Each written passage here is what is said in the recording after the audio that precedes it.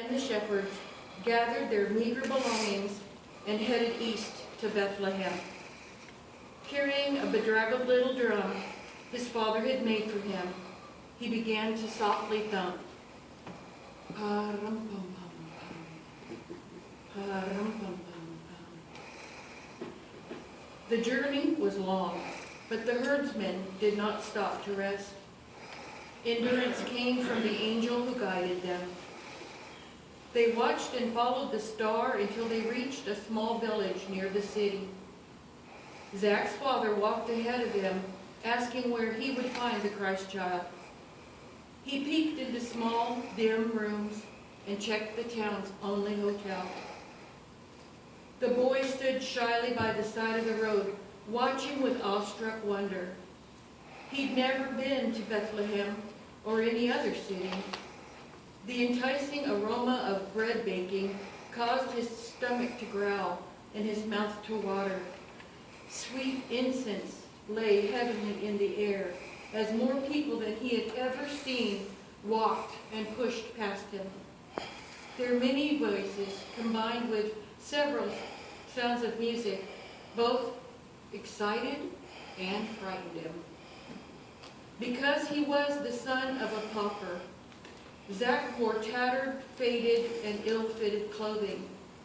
He had no sandals. Some of the local children began to stare. They pointed and they snickered at such a skinny boy. Zach hugged his drum close to his chest and began to cry. He was sadly aware of the obvious differences between himself and the others.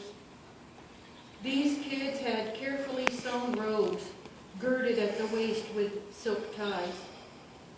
They wore sandals made from the finest leather, studded with jewels and strapped snugly at the ankle. Zach had never owned a simple pair, let alone ones so impressive. He and his father were too poor for luxuries and often didn't have enough to eat. Humiliated, he decided to hide in the darkness and watch for the shepherds to return. From his vantage point, Zach had an unobstructed view of the road, its small dwellings, several barns, and a grandiose hotel. He spied 3 men on camels plodding slowly down the road. From where he stood, they appeared to be kings, wearing long, shiny robes with fur trim and bejeweled collars. Their turbans were the brightest and biggest he'd ever seen. Even their camels were all decked out, flaunted with red and purple sandals with long gold fringe that swayed with every step. Lost my place. Every step. He stared at the majestic procession grew close. Boxes of jewels and bags of pure gold were piled along behind each camel. Oh my, he thought. These lord men must be very wealthy. About that time, one of the noblemen nodded at Zach and winked. Such a timid lad, he just sank further into the darkness.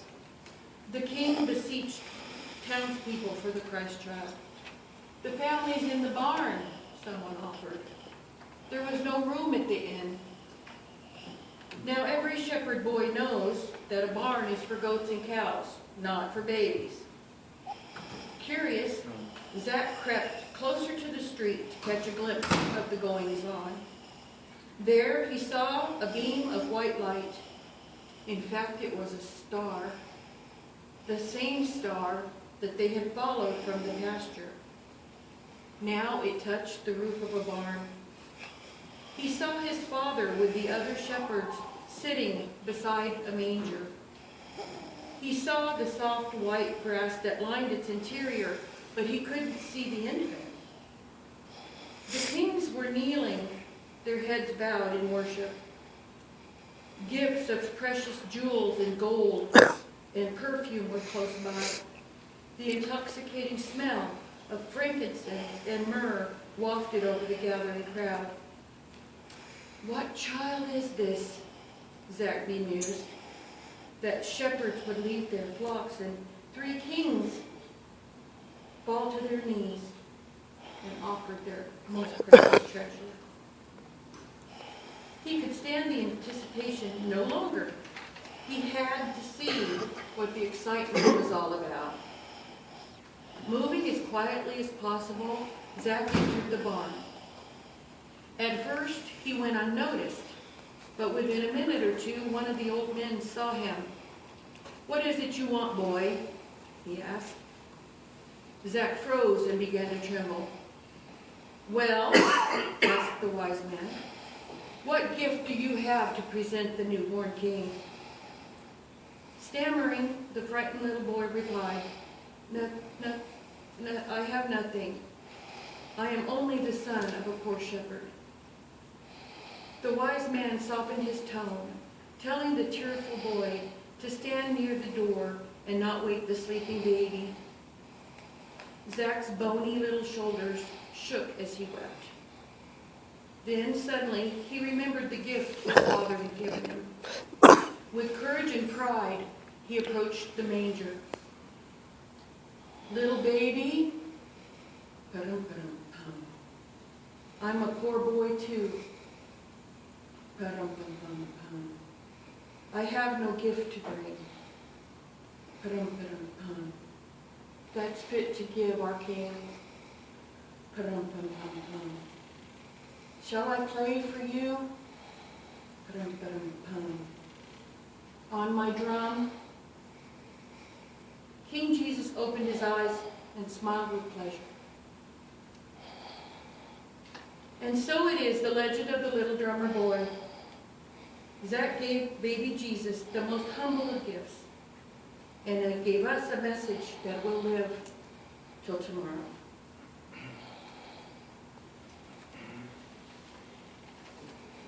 All right.